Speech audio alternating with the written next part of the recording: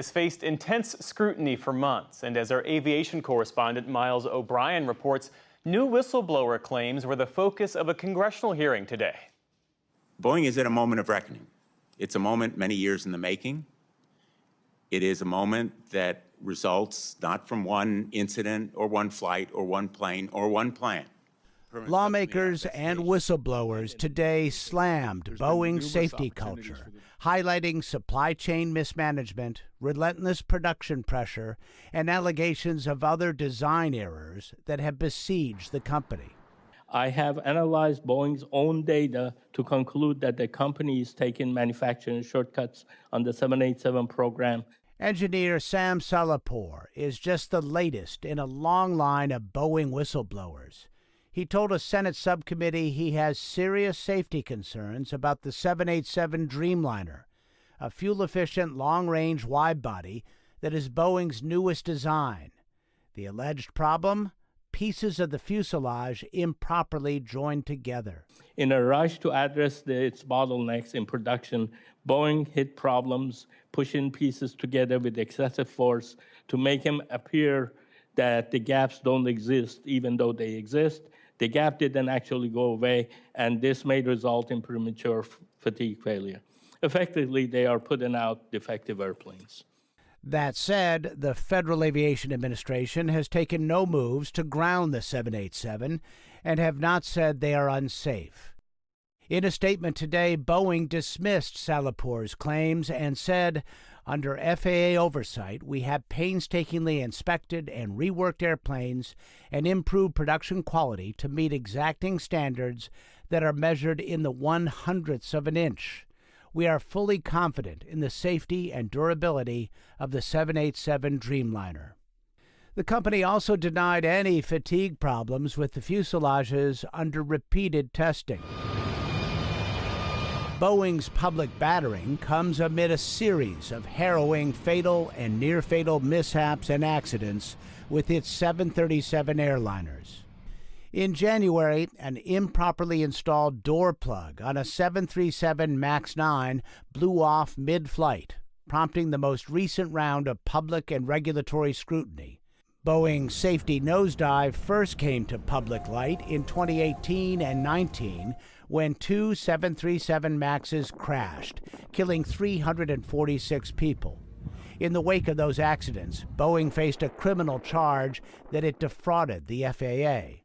The company paid more than $2.5 billion to settle.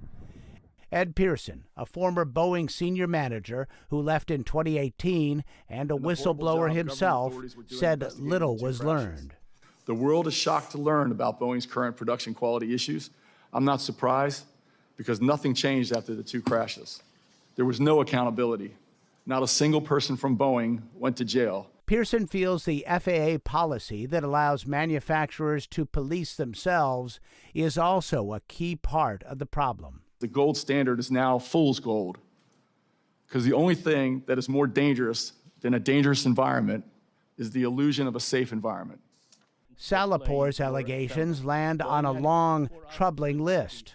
All the problems that we've had, we put Band-Aid over Band-Aid to resolve the problems, and Band-Aid over Band-Aid doesn't cover it. He says he and other whistleblowers endured professional retaliation and threats after raising concerns internally. You just try to escape from that because this is hell, that I was subjected to. Rather than saying, you know what, you've got a point, we need to maybe do something about this. They're telling you to hide it, they're reassigning you, they're threatening you. Threaten you, sideline you, transfer you. In response, Boeing said retaliation is strictly prohibited. But the company also said, we know we have more work to do to foster a safety culture, and we are taking action across our company to encourage all employees to raise their voice. Senator Richard Blumenthal reiterated his invitation to Boeing CEO Dave Calhoun to testify at a later time. Calhoun says he will step down by the end of the year. For the PBS NewsHour, I'm Miles O'Brien. On the consequences of shipping bad fuselages, they were just focused on meeting the quotas, meeting the schedule, meeting the budget, meeting the numbers. If the numbers look good, the state of the fuselages didn't really matter, and that's how I think the culture was driven in the Spirit. Throughout all this, you're picking up problems on fuselages that are being sent to Boeing. Are fuselages getting through to Boeing that still have flaws that have not been fixed? The whole time we were there, Boeing knowingly knew that Spirit was sending fuselages with many defects, many of them, bad. They knew that. They were aware of it. And Spirit was wrong for sending defective fuselages, but at the same time, Boeing was also wrong for accepting it. Boeing has been criticised a lot for allegedly having a culture of putting profits and speed of production over passenger safety. Would you say that the same mentality then applied at Spirit, which is Boeing's #1 contractor? Well, Spirit was part of Boeing at one point. And I think the culture wasn't something that just they became a new factory and the culture over time became bad. I think when they deviated from Boeing, a lot of the leadership was still there, and a lot of the culture was still prolonged after they became their own company. And it wasn't something that the culture all of a sudden just became bad. I think the culture was bad already, that over time just became worse.